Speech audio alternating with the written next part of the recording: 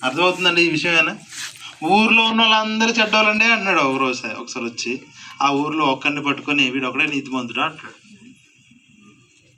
So ఆ మొదటి చెప్పిన విషయానికి తర్వాత చెప్పిన విషయానికి ఏమైనా సంబంధం ఉందంటారా? ఏం సంబంధం లేదు కదా. అంటే దేవుడే అబద్ధం ఆడుతున్నట్టు అనిపిస్తుంది. అదేంటి అది? అందరి హృదయాల్లోంచి వచ్చే ఊహలు ఆలోచనలు చెడ్డం అంటున్నావు, కానీ ఇక్కడికి వచ్చేసరికల్లా ఇతన్ని ఏమొచ్చి నీతిమంతుడు అంటున్నావు. ఎందుకు నీ మాటను మార్చేస్తున్నావు అనిపించదండి. మరి ఎందుకు అతన్ని మాత్రమే దేవుడు నీతిమంతుడు అన్నాడు, మిగతా వాళ్ళని ఎందుకు నీతిమంతుడు అనలేదు అని చూస్తే దాని పైనే ఉందండి. 8వ వచనం చూస్తే, అయితే నోవాహు యెహోవా దృష్టి యందు కృప పొందినవాడాయను. ఆమేన్. అంటే నోవాహు 9వ వచనంలో నీతిమంతుడు అని పిలువబడడానికి ముందు 8వ వచనంలో దేవుడి దృష్టిలో కృప పొందాడని రాసింది. ఏ దృష్టిలో అండి? చూడండి, ఎవరికి మీరు కృప చూపించాలనుకుంటారు? ఎవరికి మీరు కనికరాన్ని చూపించాలనుకుంటారు?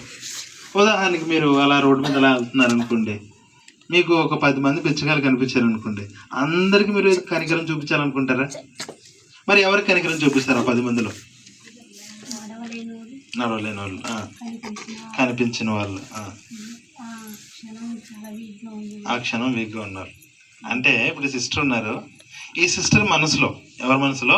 ఈ సిస్టర్ గారి మనసులో ఎవరు నిజమైన బిచ్చగాడంటే ఎవరైతే నడవలేరో, ఎవరైతే చూడలేరో, ఎవరైతే ఆ క్షణంలో చాలా నీరసంగా ఉన్నారో అలాంటి వాళ్ళు బిచ్చగాళ్ళు అన్న రూపము ఎక్కడుంది? ఆమె మనసులో ఉంది. ఎవరి మనసులో ఉంది? ఎవరి మనసులో ఉందండి? ఆమె ఎవరి పట్ల కనికరం చూపిస్తానంది?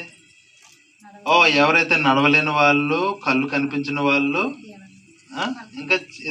ఇంకేమన్నా సిస్టర్, నీరసంగా బలహీనంగా ఉన్నవాళ్ళు, అలాంటి వాళ్ళు మాత్రమే నిజమైన బిచ్చగాళ్ళు అని ఆమె మనసులో అనుకుంది. ఎక్కడ అనుకుంది?